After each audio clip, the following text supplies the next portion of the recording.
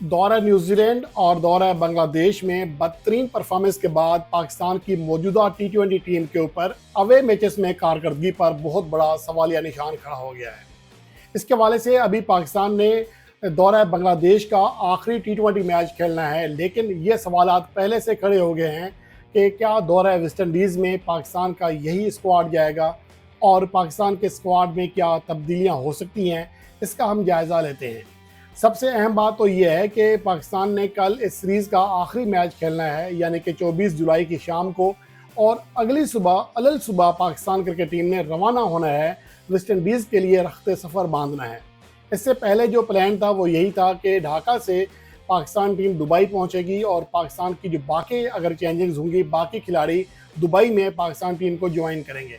लेकिन मौजूदा वक्त में लगता ऐसा है कि पाकिस्तान की टीम मैनेजमेंट ने एक तरह से तय कर लिया है कि किसी भी तरह मोहम्मद रिजवान और बाबर आजम को एशिया कप से पहले एक्शन में नहीं आने देना, और इसी वजह से वनडे मैचेस मुसलसल ख़राब किए जा रहे हैं, वनडे मैचेस मुसलसल मनसूख किए जा रहे हैं। बांग्लादेश के साथ पाकिस्तान की होम सीरीज़ में 3 वनडे मैचेस शेड्यूल थे, उनको ख़त्म किया गया, और अब वेस्ट इंडीज़ के ऊपर पाकिस्तान क्रिकेट बोर्ड ने प्रेशर रखा हुआ है कि आप वनडे मैचेस कैंसिल कर दें और उन्हें टी20 मैचेस में कन्वर्ट कर दें।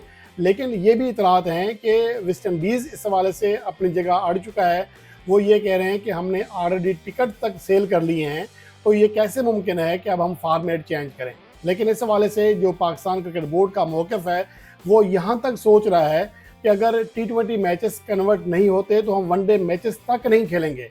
कहीं ऐसा ना हो कि बाबर आजम और मोहम्मद रिजवान यहाँ पर परफॉर्मेंस कर दें और फिर उन्हें पाकिस्तान की टी20 टीम में, क्योंकि फिर तनकीद हो रही होगी कि आपके बाकी जो प्लेयर्स हैं अवे मैचेस में नहीं खेल पा रहे हैं, तो इस वजह से कहीं ये प्रेशर ना क्रिएट हो जाए। तो अब खालिस्तान ये लग रहा है कि इसी वजह से वनडे मैचेस तक ख़त्म किए जा रहे हैं और एशिया कप तक पाकिस्तान क्रिकेट टीम कम से कम कोई वनडे मैच नहीं खेलना चाह रही है। लेकिन अब मसला ये है कि पाकिस्तान की जो परफॉर्मेंस है, जो पाकिस्तान के प्लेयर्स हैं, उन्होंने बांग्लादेश के खिलाफ होम सीरीज़ में तो किसी हद तक परफॉर्मेंस दे दी, लेकिन सवाल ये है कि अवे मैचेस में अपने मुल्क से बाहर जहाँ हल्की सी जो कंडीशंस हैं, चेंज है, वहाँ पर हमारे बैटर्स बुरी तरह फेल हो रहे हैं। इसका अंदाज़ा आप इस बात से लगा सकते हैं कि पाकिस्तान ने 2025 में, यानी कि एंटेंट क्रिकेट के आने के बाद, या यूँ कहें कि बाबर आजम और मोहम्मद रिजवान के जाने के बाद, जो 7 अवे मैचेस खेले हैं टी20 फॉर्मेट के, उनमें से 6 में पाकिस्तान को शिकस्त का सामना करना पड़ा है। इन 7 टी20 मैचेस में पाकिस्तान के सिर्फ 2 बैटर्स 100 रन की हद पार कर सके हैं, और उससे बढ़कर ये है कि इनमें से किसी की एवरेज 30 रन फी इनिंग्स तक नहीं पहुंच सकी है। और इससे भी बड़ी बात यह है कि इन तमाम बैटर्स में पाकिस्तान का एक भी ऐसा बैटर नहीं मासवाए हसन नवाज के जिसका स्ट्राइक रेट 134 से ऊपर हो। हालांकि हम मॉडर्न डे क्रिकेट का नारा लगा कर आए हैं, और हसन नवाज का स्ट्राइक रेट 158 इसलिए है कि उन्होंने तेज़ तरीन सेंचुरी बनाई थी और 105 रन नॉट आउट किए थे। दीगर 6 मैचेस में वो 5 बार सिफर पर आउट हुए हैं और 6 मैचेस में सिर्फ 1 रन कर सके हैं। ये उनकी कारकर्दगी है। उसके अलावा सिर्फ 2 बैटर्स हैं जिन्होंने 5 से ज़्यादा छक्के लगाए, सलमान अली आगा और हसन नवाज ने भी तमाम छक्के एक ही इनिंग्स के दौरान लगाए थे। अब यहाँ पर पाकिस्तान के बाकी अगर बैटर्स की बात करें तो किसी की कारकर्दगी ऐसी नहीं है जिसे हम कहें कि वाकई हमारी टीम मॉडर्न डे क्रिकेट खेल रही है।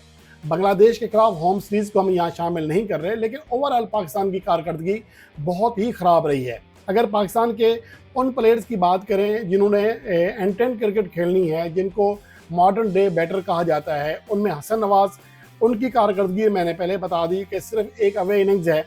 उसके अलावा मोहम्मद हारिस ने 7 इनिंग्स में 69 रन किए हैं, जिनमें 41 रन की एक इनिंग शामिल है, लेकिन एवरेज 10 रन फी इनिंग से नीचे है और 116 का स्ट्राइक रेट है, जो कि जिनके ऊपर हम तनकीद करते थे उनका स्ट्राइक रेट 127 से ऊपर था इन्हीं कंडीशंस में, लेकिन उनका यहाँ पर स्ट्राइक रेट बहुत ही कम है। इसके अलावा फ़खर जमान का स्ट्राइक रेट 124 से नीचे रहा, एवरेज 26 की है, और साइम अयूब, उन्होंने 2 मैचेस खेले हैं और सिर्फ 7 रन किए हैं, 3.5 की एवरेज है, 87 का उनका स्ट्राइक रेट है, जो कि अमूमन आजकल वनडे मैचेस में भी नहीं देखने को मिलता। तो ये वो अदाद शुमार हैं जो किसी हद तक इस बात का इशारा कर रहे हैं कि पाकिस्तान की मैनेजमेंट की जो उम्मीदें थी या पाकिस्तान के फैंस की जो उम्मीदें थी, उन पर ये प्लेयर्स अभी तक पूरा नहीं उतरे हैं। लेकिन फिर अहम सवाल ये है कि क्या पाकिस्तान के मौजूदा स्क्वाड में T20 फॉर्मेट में चेंजिंग्स की जाएंगी। अगर हालात देखें, पाकिस्तान की टीम मैनेजमेंट का मूड देखें तो कोई चेंज दिखाई नहीं देता, ख़ासतौर पर पाकिस्तान की बैटिंग लाइन में। अलबत्ता बॉलिंग में ज़रूर है कि हसन नवाज आ जाएंगे, हारिस रऊफ के आने का चांस काफ़ी हद तक है, शाहीन शाह अफरीदी को लाया जा सकता है।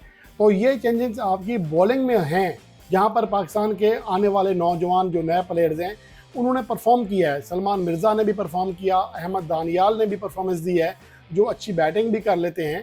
लेकिन मसला फिर वही है कि हमने अपनी बैटिंग लाइन को इसलिए चेंज नहीं करना कि हमारा बुक्स 2 प्लेयर के साथ चल रहा है। लेकिन मुझे अपना ज़ाती तौर पर मुझसे अगर कोई पूछे तो मैं यही अभी भी इस बात पर कायम हूँ कि पाकिस्तान को कम से कम अगली 2 या 3 सीरीज़ तक इन्हीं प्लेयर्स को मौका देना चाहिए, ताकि कल को ये जवाज़ ही पैदा ना हो सके कि सिर्फ एक सीरीज़ की ख़राब कारकर्दगी की बुनियाद पर आपने पूरी टीम चेंज की है।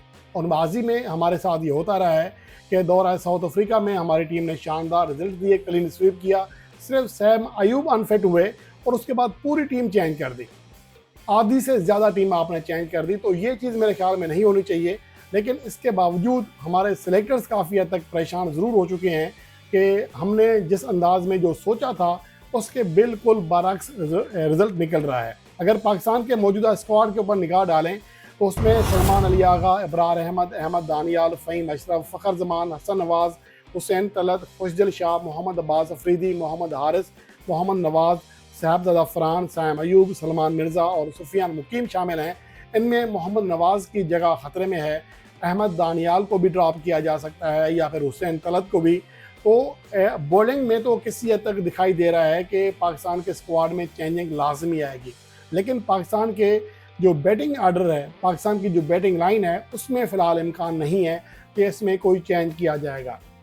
और इससे बढ़कर जो अहम सवाल है वो ये है कि पाकिस्तान के मौजूदा स्क्वाड जिसने आखिरी T20 मैच कल खेलना है ढाका में, उसके बाद ज़्यादा टाइम ही नहीं है, उसके फ़ौरी बाद पाकिस्तान टीम ने ट्रैवल करना है, क्योंकि 31 जुलाई को पहला T20 मैच शेड्यूल है अमेरिका में।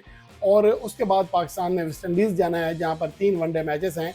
तो वक्त बहुत कम है, लंबा सफ़र है। तो इस वजह से अहम चीज़ ये है कि अभी तक जो मैं ये वीडियो रिकॉर्ड करा रहा हूँ, अभी तक सिलेक्टर्स ने ऐलान ही नहीं किया कि वेस्ट इंडीज़ के टूर में हमारे प्लेयर्स कौन कौन से होंगे। हत्ता कि ये डिसाइड नहीं है कि पाकिस्तान ने वहाँ जाकर वनडे मैचेस भी खेलने हैं या नहीं। तो ये पाकिस्तान की हमेशा तैयारी ऐसे ही होती है, काफ़ी चीज़ें होती हैं जो क्लियर नहीं होती हैं। लेकिन बहरहाल अब देखना ये है कि पाकिस्तान के सिलेक्टर्स कब ऐलान करते हैं और उसमें क्या चेंजेस करते हैं। लेकिन मुझे जो लग रहा है कि पाकिस्तान को फ़िलहाल बैटिंग लाइन में अभी भी चेंज नहीं करना चाहिए। जब मौका दे दिया है तो फिर पूरा मौका दें।